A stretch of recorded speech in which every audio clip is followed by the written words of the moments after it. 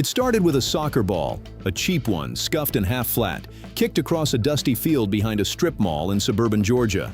Kids laughed, parents sat in folding chairs, sipping gas station coffee, half watching a Saturday morning practice that looked exactly like 1,000 others happening across the country that same weekend. Nobody clapping from the sidelines knew that the man running the drills, clipboard in hand, whistle around his neck, calling out first names like he'd known these children their whole lives, was already a target. Not of a rival coach, not of an angry parent, of the United States government. By the time Homeland Security investigations was finished with him, he wouldn't be remembered as a coach at all. He'd be remembered as inmate number 74112, one name on a federal indictment that would eventually list 11 others just like him. Men who had turned youth sports into a hunting ground, who had used trust as a weapon, and who believed, right up until the moment agents knocked on their doors, that nobody was watching. They were wrong. This is the story of Operation Red Card. This 18-month federal investigation tore through youth athletic programs across the Southeast, exposed a network of predators hiding behind coaching credentials and community reputations, and ended with a message from the Department of Homeland Security that was impossible to misread. Operation Red Card sent a clear message: those who exploit the vulnerable will be found and brought to justice. The safety of our children and communities is non-negotiable. Those are the words of Stephen N. Schrank, Special Agent in charge of Homeland Security investigations for Georgia and Alabama. And by the end of this video, you'll understand exactly what it took to earn the right to say them. Before we go further, the subscribe button is right there, and I promise you it takes less time to hit than it took you to read this sentence. Now, back to the case. Every major HSI takedown starts the same way it did here, with something small. A single tip, a single account, a single sentence in a chat log that, on its own, meant almost nothing. In this case, it began with a cyber tip filed through the National Center for Missing and Exploited Children. A platform used by teenage athletes to network with coaches and recruiters had flagged a conversation between an adult account and a 14-year-old girl. The language wasn't overtly explicit. That's what made it dangerous. It was careful, it was patient. It talked about opportunities, about exposure, about being the kind of coach who really invests in his players. It was the language of grooming, dressed up as mentorship. That single tip landed on the desk of an HSI analyst in Atlanta, who did what analysts do. She pulled the thread. The account belonged to a man in his 40s who ran a private youth soccer academy out of a converted warehouse space 40 minutes outside the city. On paper, he looked legitimate. He had a business license. He had a roster of nearly 90 kids, ages 8 to 17. He had glowing reviews from parents who called him a godsend, someone who gave their kids structure and discipline they couldn't get anywhere else. But when the analyst cross-referenced his username against a database of previously flagged accounts that had cropped up in unrelated child exploitation investigations in Florida and Alabama over the preceding 2 years, she found overlap. Not a smoking gun, not yet, but overlap. The kind of pattern that, in this line of work, agents learn never to dismiss as coincidence. She brought it to her supervisor brought it to Schrank's office, and that's when Operation Red Card officially opened as a case file.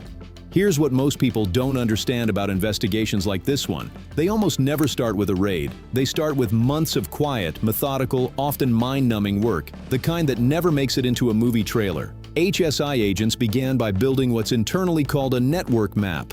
Every coach this man had ever worked with, every camp he'd volunteered at, every tournament where his team had played, every parent group he was a member of on social media, every co-founder, business partner, or assistant coach tied to his academy. What they found chilled them. This wasn't one man operating alone. It was a loose, informal network. Coaches, trainers, and self-styled recruiters scattered across Georgia, Alabama, and the Florida Panhandle, many of whom had crossed paths at regional tournaments, coaching clinics, and online forums for youth sports professionals. They didn't all know each other well. Some had never met in person. But they shared something agents would later describe in court filings as a common playbook. A set of tactics for identifying vulnerable kids, isolating them from support systems, and slowly eroding boundaries under the cover of mentorship and special training. The pattern repeated with disturbing consistency. Identify a child from a single-parent household or one whose parents worked long hours and couldn't attend every practice. Offer that child extra attention. Private training sessions, rides to and from practice, small gifts. Present it publicly as generosity, as dedication to the sport. Privately, use it to build dependency and secrecy. It's a pattern that shows up again and again in real federal cases involving youth-serving organizations, and it's precisely why HSI and the FBI treat these investigations as urgent, resource-intensive priorities, because the abuse of trust isn't incidental to the crime. It is the crime's entire architecture. Agents began quietly interviewing former players and parents, always framed as general program reviews or licensing checks, never revealing the true nature of the investigation, to avoid tipping off the subjects. Slowly, accounts started to align. A 16-year-old who'd quit the academy 2 years earlier and never explained why. A mother who mentioned, almost in passing, that she'd always found it strange her son's coach texted him directly instead of going through the team group chat.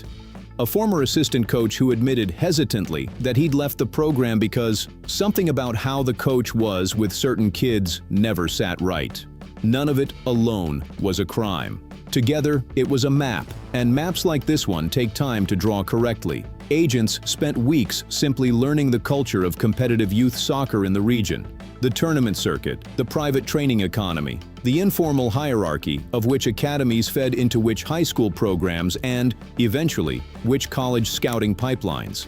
That immersion mattered because it let agents spot behavior that looked wildly out of place to an outsider but blended in seamlessly to anyone inside the sport. A coach offering a gifted 12-year-old free private sessions isn't automatically suspicious in a world where that kind of informal mentorship happens constantly, legitimately, for thousands of kids every season. The difference, the thing agents had to learn to isolate, was in the pattern of secrecy that wrapped around it. Legitimate coaches wanted parents in the room. The men on this network map didn't. Analysts also began pulling flight records, hotel loyalty program data obtained through subpoena, and tournament registration logs, cross-referencing travel dates against which children were on which rosters. It was slow, unglamorous work, the kind that produces spreadsheets, not headlines. But it let investigators establish, months before a single arrest was made, exactly which subjects had traveled alone with a minor player, under what pretext, and how often. By month 6, HSY's Child Exploitation Investigations Unit made the call to escalate. This is the point in an investigation where agents stop simply observing and start actively engaging. And it's also the point where the work becomes the most psychologically demanding. Specially trained undercover agents, operating under strict Department of Justice protocols designed to prevent entrapment and preserve the integrity of any future prosecution, began posing as administrators of youth sports recruitment platforms. Their goal wasn't to bait anyone into anything. It was to observe how these men behaved when they believed they were speaking to someone who could grant them access to more children, more programs, more opportunities to expand their reach. The results, according to internal case summaries reviewed for this story, were damning. Agents documented repeated instances of subjects requesting private contact information for minors under the guise of recruitment, offering to waive fees or provide free equipment in exchange for one-on-one training arrangements that bypassed any adult supervision, and in several cases, explicitly asking whether a given platform screened out concerned parents from monitoring communications. One subject, believing he was speaking with a fellow coach, described his approach to building relationships with players in language that agents would later use, almost verbatim, in front of a federal grand jury. He called it getting past the parents. He called it building the kind of trust that makes kids tell you things they wouldn't tell anyone else. That phrase, building the kind of trust that makes kids tell you things they wouldn't tell anyone else, became something of a grim shorthand inside the task force. It captured, better than any legal statute could, exactly what these men had weaponized. Not violence, not force, trust itself. By month 9, HSI had identified 12 individuals across 3 states who fit the pattern closely enough to warrant full investigative case files. Some were head coaches, some were assistants. One ran a for-profit recruiting service that promised parents exposure to college scouts in exchange for monthly fees. A service that, agents discovered, existed largely as a pretext to gain unsupervised access to teenage athletes. No investigation of this scale happens inside a single office. As the case grew, HSI Atlanta formally partnered with the FBI's Child Exploitation Task Force, the Georgia Bureau of Investigation, and, because several subjects had crossed state lines to coach at regional tournaments, U.S. attorneys' offices in both the Northern District of Georgia and the Middle District of Alabama. This is where Operation Red Card earned its name. In soccer, a red card means immediate, non-negotiable removal from the game. No warning, no second chance. Agents chose the name deliberately, according to internal briefing materials, because it reflected the operation's core philosophy. Once evidence crossed the threshold of criminal conduct, there would be no quiet resignations, no stepping down to spend more time with family. There would be arrests. Digital forensics teams began the painstaking work of obtaining search warrants for cloud storage accounts, messaging platforms, and devices seized in coordination with earlier related cases. This part of the investigation is rarely glamorous, but it's often where cases are truly won or lost. Analysts spent weeks reconstructing deleted message threads, cross-referencing metadata to establish timelines, and building the kind of airtight digital evidence trail that can survive the scrutiny of a federal trial. What they uncovered went beyond communications with victims. Financial records showed that at least 3 of the subjects had used their coaching platforms to solicit sponsorship payments from parents. Money that was supposed to fund travel and equipment for standout players, but which agents determined was in several cases used to fund direct, unsupervised travel between a coach and a single player, disguised as elite training camps. It was, investigators would later say, one of the more sophisticated financial camouflage systems they'd encountered in a youth sports-adjacent case. Not because the money was hidden particularly well, but because it was hidden in plain sight, laundered through the entirely legitimate-looking language of athletic development. Forensic accountants brought onto the task force spent weeks tracing individual transactions, camp fees, scouting packages, elite development invoices, back to specific dates and specific children. In more than one instance, the paper trail alone was enough to corroborate a timeline that had, until then, existed only in a single parent's uneasy recollection. One invoice, billed to a mother as a weekend skills intensive, lined up precisely with a hotel reservation for a single room, booked under the coach's name, in a city 3 hours from where the tournament it supposedly supported was actually held. It was the kind of detail that, on a spreadsheet, looks almost mundane. In a courtroom, it became one of the most damning exhibits of the entire trial. By month 14, prosecutors in both districts determined they had enough to move.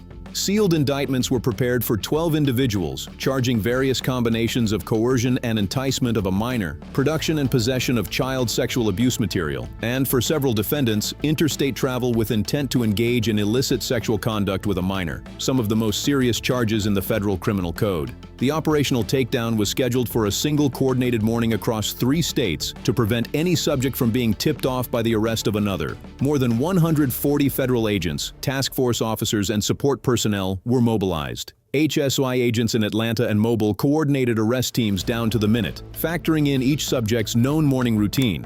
When they left for work, whether they had access to firearms, whether children might be present in the home at the moment of arrest. At 6:14 a.m., agents took down the academy operator whose case had started it all, the man on the dusty field with the whistle and the clipboard. He answered his door in sweatpants, a cup of coffee in hand, and reportedly said only one thing before agents read him his rights. Is this about the tournament fees?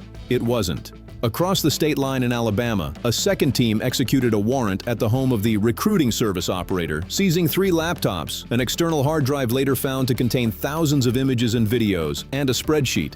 Meticulously maintained, subject's agents said, with the same discipline he applied to tracking player statistics, logging which children he'd spoken with, when and what progress he believed he'd made in each relationship.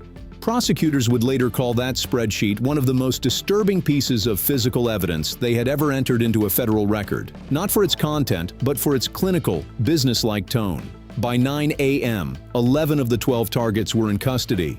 The 12th, a former assistant coach who had relocated to Florida 8 months earlier, was arrested 3 days later by U.S. Marshals acting on an HSI-issued warrant, found working under an assumed first name at a different youth sports facility 200 miles from where the investigation began.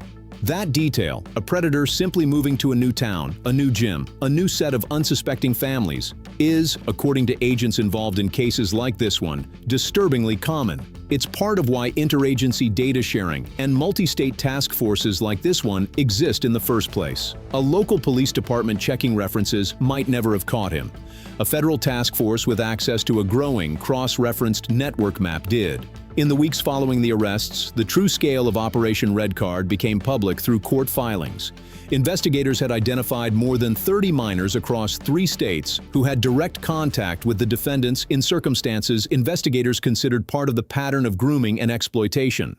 Not every one of those cases resulted in the most severe charges. Determining the full scope of what happened to each child is a process that can take years, and prosecutors are notably conservative about what they charge versus what they merely investigate. But the number itself, 30-plus children touched by this single interconnected network, is the number that made Operation Red Card a landmark case in the region's history of child exploitation enforcement. It's also the number that, according to those close to the case, kept agents working 16-hour days for the better part of a year. Because behind every line item in an indictment is a real teenager, a real family, and in many cases, real trust that will take a lifetime to rebuild. Trust in coaches, trust in youth programs, sometimes trust in adults generally. Victim specialists from HSI's Victim Assistance Program were embedded in the case from an early stage, working alongside the Georgia Center for Child Advocacy and similar organizations in Alabama to ensure that as each child was identified, they and their families were connected immediately with trauma-informed support and resources, separate entirely from the criminal investigation itself. That victim-centered approach has become standard practice in HSI child exploitation cases, and officials involved in Operation Red Card credited it directly with helping several families come forward who might otherwise have stayed silent out of fear, shame, or simple disbelief that anyone would take their child's account seriously. Coordinators from the Victim Assistance Program described the process as deliberately unhurried. Rather than approaching families with the full weight of a federal indictment on the first conversation, specialists were trained to introduce themselves as a resource first and an investigator second, building enough trust over repeated low-pressure contacts that a teenager might eventually feel safe enough to describe, in their own words and their own time, what they had actually experienced. In several instances, agents noted that a child's account only fully came together during a second or third conversation, sometimes weeks after the first. A reminder that disclosure, especially for a minor, is rarely a single clean moment. It's a process. Investigators who rush that process, officials involved in the case said, risk losing the very evidence and the very trust the whole operation depends on. That patience extended to how the case was built for court as well. Prosecutors made a deliberate decision to rely as heavily as possible on digital forensic evidence, messages, metadata, financial records, device forensics, precisely so that the burden of proof would not rest entirely on the memory and testimony of children who had already been through enough. It's a strategy that has become increasingly standard in federal child exploitation prosecutions nationwide, and one that legal analysts say significantly raises conviction rates while reducing the trauma of testifying. Federal child exploitation cases rarely go to trial. The evidence, when it's been built this methodically, tends to be overwhelming enough that defense attorneys advise their clients to negotiate. 9 of the 12 defendants in Operation Red Card ultimately entered guilty pleas rather than face a jury. 3 chose to fight the charges. All 3 were convicted following trial. Sentences varied based on the specific charges and conduct involved, but ranged from 12 years to life imprisonment under federal sentencing guidelines for the most serious offenses. Guidelines that, unlike many state systems, carry no possibility of parole. Every defendant was also ordered to register as a sex offender for life upon any eventual release, and several were ordered to pay restitution directly to victims and their families to help cover the cost of long-term therapy. At the sentencing hearing for the Academy operator whose account first triggered the investigation, prosecutors read victim impact statements from 3 families. One mother, whose son had been part of the program for 2 years, told the court that her son no longer wanted to play soccer at all, that the sport itself now reminded him of what had happened, and that watching him lose something he'd once loved was, in her words, its own kind of grief, on top of everything else. The defendant showed no visible reaction. He was sentenced to 22 years. When the case officially closed, HSI Georgia and Alabama held a press briefing to lay out the full scope of Operation Red Card for the public, not just the arrests, but the pattern behind them, in hopes that parents and youth sports organizations nationwide would recognize the warning signs before another network like this one had the chance to form. It was there that Special Agent in Charge Stephen N. Schrank delivered the statement that gave this story its ending and its title. Operation Red Card sent a clear message. Those who exploit the vulnerable will be found and brought to justice. The safety of our children and communities is non-negotiable. It's worth sitting with that phrase for a second, non-negotiable, because it wasn't chosen loosely. In an era when child exploitation investigations increasingly compete for federal resources against cybercrime, financial fraud, and national security threats, Schrank's statement was also a signal to every parent-run youth league and every regional sports academy watching that this category of case sits at the very top of HSY's priority list, regardless of how much time, money, or manpower it takes to close. Operation Red Card ultimately involved contributions from HSI field offices in 2 states, the FBI's Child Exploitation Task Force, state and local law enforcement partners, the Georgia Bureau of Investigation, victim advocacy organizations in 2 states, and federal prosecutors across 2 U.S. attorneys' offices. It stands, in the words of one official close to the case, as proof of what's possible when nobody treats a single strange tip as too small to follow. In the aftermath of the arrests, several youth sports organizations across Georgia and Alabama independently announced new background check and supervision policies, mandatory chaperone requirements for any private training sessions, bans on direct coach-to-player messaging outside of monitored team platforms, and annual recertification requirements that go beyond a basic criminal background check. None of those policy changes undo what happened to the children identified in this case. But agents involved in Operation Red Card have said in the time since that this is often the quieter, longer-lasting impact of a case like this one. Not just convictions, but a measurable shift in how an entire regional youth sports ecosystem screens the adults it puts in front of children. It's a reminder that sits at the center of nearly every investigation we cover on this channel. The people who do this kind of harm rarely look the part. They coach the winning team. They're the first to volunteer for the fundraiser. They're the ones parents thank at the end of season banquet. Operation Red Card didn't succeed because agents were looking for someone who seemed suspicious,